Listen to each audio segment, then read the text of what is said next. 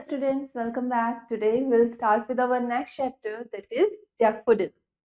Okay, this is a poem. So about the theme of this poem में हम किस तरीके की चीज पढ़ेंगे? The beauty of nature can uplift and inspire the human spirit, bringing joy and solace even in the moments of solitude. Okay, यानी कि जो नेचर, जो प्रकृति की सुंदरता है, ब्यूटी है उसकी, it can uplift and inspire, वो ह्यूमंस को, ह्यूमन स्पिरिट्स को अपलिफ्ट, कि अगर कोई दुखी है ह्यूमन तो वो उनको अपलिफ्ट करती है, खुश कर देती है, ठीक है, उनका मूड अच्छा कर देती है, एंड इंस्पायर द ह्यूमन, और ह्यूमंस को इंस्पायर करती है, उनको जॉय, उनके जीवन में जॉय लाती है, यानी कि खुशी एंड सोलेश, शांति भी, ठीक है, जॉय एंड सोलेश यानी कि हैप्पीनेस लाती है इन मोमेंट्स ऑफ सॉलिट्यूड, यानी कि जब वो निराश हो या अकेले हो तब उनकी लाइफ में वो हैप्पीनेस और जॉय लेकर आती है। क्या? Beauty of nature. Now let's start with our poem.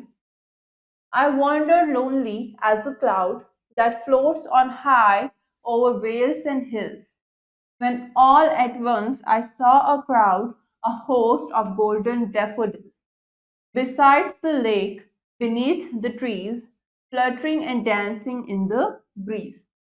तो यहाँ पर जो पोइट है वो क्या कह रहे हैं? That I wandered lonely as a cloud, कि मैं एक बादल की तरह, एक क्लाउड की तरह, बिल्कुल अकेला, ऐसे ही बिना किसी डायरेक्शन के, बिना किसी डेस्टिनेशन के, बस घूमता जा रहा हूँ, बस चलता जा रहा हूँ। That floats on high over waves and hills, एक ऐसा बादल जो कि आसमान में बहुत ऊंचा बस उड़ता ही रहता है बिना किसी डेस्टिनेशन के। जब अचानक से, when all at once I saw a crowd, जब अचानक से मुझे बहुत भीड़ दिखाई देती है। किसकी भीड़?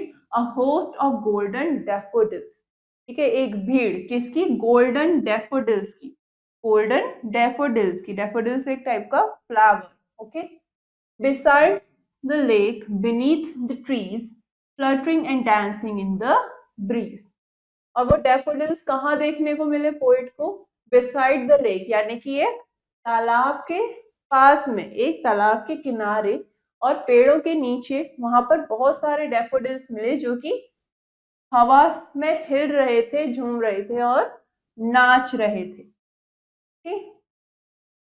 यानी कि जो पोएट है वो अकेला बस चलता जा रहा था बिना किसी जगह जाने के, बिना किसी एक प्रॉपर डेस्टिनेशन के कि उसे कहाँ जाना है, जब अचानक से उन्हें बहुत सारे डैफोडिल्स दिखे जो कि हवा में बस नाच रहे थे। Continuous as the stars that shine and twinkle on the Milky Way, they stretched in never-ending line along the margin of a bay. 10,000 saw I at a glance, tossing their hats in sprightly dance. ठीक है, जैसे कि star, जैसे कि सितारे जो हैं वो बस चमकते रहते हैं, कॉन्टिन्यूसली चमकते रहते हैं, और मिल्की वे में बिल्कुल एक साथ ट्विंकल करते रहते हैं, दिखते हैं हमारे को, ट्विंकल करते हैं, ठीक है, चमकते रहते हैं। वैसे ही वो डैफोडिल्स भी एक नेवर एंडिंग लाइन में, यानी कि बिल्कुल ऐसी लाइन में थे कि जिसका कोई अंत नहीं, और ऐसे ही पूरी मार्जिन ऑफ अ बे पर फैले हुए हैं, ठीक है। 10,000 saw I at a glance, poet क्या कह रहे हैं कि उन्हें एक ही नजर में 10,000 डैफोडिल्स देखने को मिले जो कि अपने सर हवा में घुमाते हुए नाच रहे थे, ठीक है। The waves beside them danced, but they outdid the sparkling waves in glee. A poet could not but be gay in such a jocund company. I gazed and gazed, but little thought what wealth the show to me had brought. तो उन जो daffodils थे उनके पास वही एक lake है जहां पर जो वेव्स हैं वो भी हवा में डांस कर रही हैं, बट द डैफोडिल्स आउटडिड देम, ठीक है, यानी कि डैफोडिल्स उनके सामने ज्यादा चमक रहे थे। स्पार्कलिंग वेव्स इन ग्ली, ठीक है, वो जो स्पार्कलिंग वेव्स थी, वो जो वेव्स आ रही थी लेक में जो कि चमक रही थी, उन डैफोडिल्स ने उन्हें आउटडिड कर दिया इन ग्ली, यानी कि खुश, ठीक है। Happiness. A poet could not but be gay, gay यानी कि हैप्पी, ठीक है। तो एक पोइट जो है वो उन्हें देख के और कुछ नहीं बस खुश हो सकता है।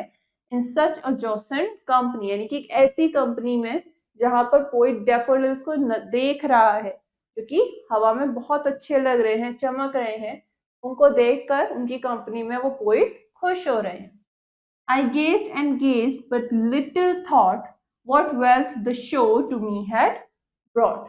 तो जो पोइट हैं वो उन डैफोडिल्स को बस देखते ही जा रहे हैं, तभी उनके दिमाग में एक छोटा सा थॉट आता है, क्या, कि आखिर ये जो शो मेरे सामने चल रहा है, जो मैं डैफोडिल्स को देख रहा हूँ, ये जो शो है पूरा मेरे सामने जो चल रहा है, इससे मेरे को कौन सी वेल्थ मिल रही है, इससे मुझे क्या मिल रहा है।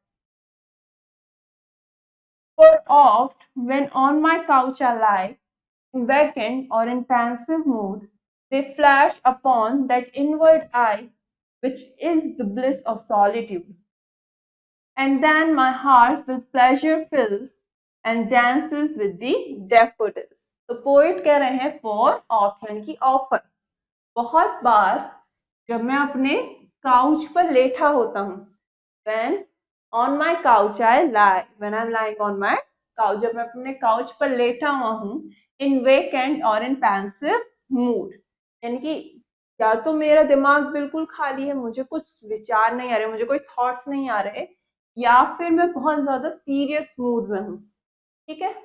दे फ्लैश अपॉन दैट इनवर्ड आई, जब वो अपनी आंखें बंद करते हैं तो उनको दिखता है, उनकी इनवर्ड आई में उन्हें क्या दिखता है, वही डैफोडिल्स, उन्हें वही जो उन्होंने शो देखा था डैफोडिल्स का, वही शो उन्हें अपनी आंखों में नजर आता है, वही उन्हें अपनी आंखें बंद करके नजर आता है।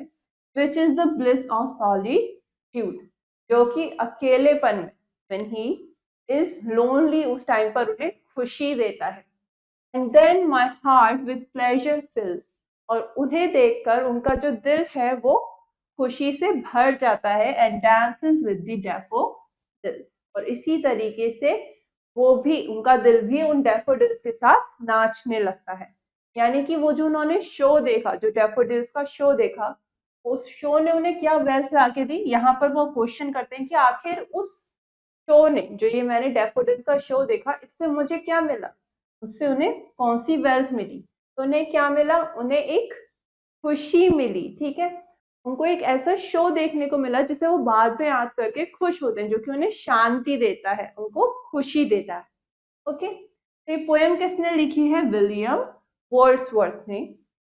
Now about the summary of this chapter, इस चैप्टर में हमने जो पढ़ा उसकी समरी गिवन है। The poem Daffodils by Wordsworth vividly describes the poet's encounter with a field of daffodils.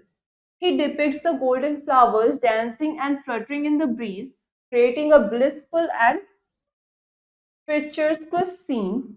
The sight of the daffodils become a cherished memory, bringing solace and happiness whenever the poet feels lonely or downcast. Nature's beauty, represented by the daffodils, becomes a source of joy and inspiration for the poet.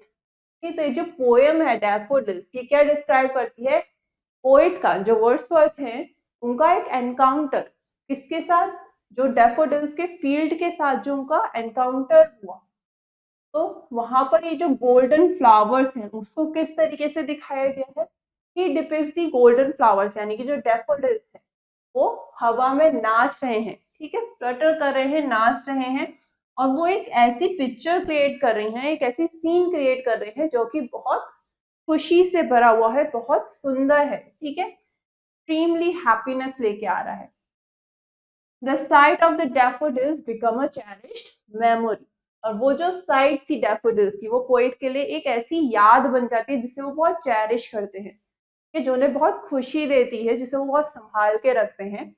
और उनके लिए जब भी वो lonely होते हैं या उन्हें बहुत डाउन फील हो रहा होता है, तो वही मेमोरी, वही जो उनकी डैफोडिल्स की मेमोरी है, वही उनको बहुत शांति देती है और खुशी देती है। तो नेचर की जो ब्यूटी है, जो इस पोएम में हमने डैफोडिल्स के थ्रू देखी, ठीक है, डैफोडिल्स के थ्रू जो नेचर की ब्यूटी रिप्रेजेंट करी गई है, वो क्या है, वो पोइट के लिए, वो उस पोइट के लिए एक सोर्स ऑफ जॉय और इंस्पिरेशन बन जाता है। कि उससे, उस नेचर्स ब्यूटी से उन्हें खुशी मिलती है और उन्हें इंस्पिरेशन मिलती है। ओके, नाउ हमने इस पोएम में कुछ न्यू वर्ड्स पढ़े, अब हम उनके मीनिंग्स देखेंगे। बिसाइड यानी कि नेक्स्ट टू या बाय, जैसे कि बिसाइड द लेक यानी कि लेक के पास में, लेक के साइड में। ग्ली यानी कि जॉय और हैप्पीनेस, खुशी। जोसन यानी कि चीयरफुल, मैरी, हैप्पी। ब्लिस यानी कि एक्सट्रीम हैप्पीनेस और जॉय यानी कि बहुत ज्यादा खुशी होना। पेंसिव, पेंसिव यानी कि काफी सीरियस थॉट, जब आप बहुत सीरियस मूड में हो या फिर आप बहुत किसी सीरियस चीज के बारे में सोच रहे हो, बहुत विचार कर रहे हो किसी पर्टिकुलर चीज में। सॉलिट्यूड यानी कि स्टेट ऑफ बीइंग अलोन, जब आप बिल्कुल अकेले हो। फ्लटरिंग यानी कि moving quickly with light flapping motions, यानी कि बहुत तेज मूव करना। Now we have a few questions in this chapter. First, fill in the correct option in OMR sheet. You have an OMR sheet here and you have to fill the right option. First, what inspired the poet in Daffodils? Poet को इस poem में किस चीज ने inspire करा? A field of daffodils ने, ठीक है, डैफोडिल्स से भरा हुआ एक फील्ड ने। Next, how were the daffodils described in the poem? इस पोएम में डैफोडिल्स को किस तरीके से डिस्क्राइब किया गया है? That they are golden and they are dancing, वो गोल्डन कलर के डैफोडिल्स हैं और वो ब्रीज में, वो हवा में नाच रहे हैं। Next, what effect did the sight of daffodils have on the poet? जब पोइट ने उन डैफोडिल्स को देखा तो वो जो साइट क्रिएट हुई उसने पोइट पर क्या असर डाला, क्या इफेक्ट डाला? that it brought him joy and happiness, ठीक है, वो जो साइट थी उस साइट ने पोइट को हैप्पीनेस प्रोवाइड करी। Next, how does the poet describe his mood before encountering the daffodils? Daffodils से जो एनकाउंटर हुआ उससे पहले पोइट ने अपने मूड को किस तरीके से डिस्क्राइब किया है? melancholy, ठीक है, melancholy। Next, what season is suggested in the poem? इस पोएम में किस सीजन की बात हो रही है? स्प्रिंग सीजन की, जब फूल खिलते हैं, ठीक है। Next, what did the poet compare the daffodils to? Poet ने डैफोडिल्स को किसके साथ कंपेयर किया है? स्टार्स के साथ, ओके, वो स्टार्स की तरह चमक रहे हैं। Option A. नेक्स्ट क्वेश्चन हमसे क्या कह रहा है? Fill in the blank. First, I wonder dash as a cloud. Poet क्या कर रहे हैं? वही बादल की तरह बिल्कुल अकेले घूमते जा रहे हैं, चलते जा रहे हैं बिना किसी डेस्टिनेशन के। I wander lonely as a cloud. Next, continuous as the dash that shine, ठीक है, वो क्या कर रहे हैं? they are continuously shining as a star, ठीक है, as the stars that shine. Next, 10 dash saw I at a glance. एक ही नजर में पोइट को कितने डैफोडिल्स दिखते हैं? 10,000,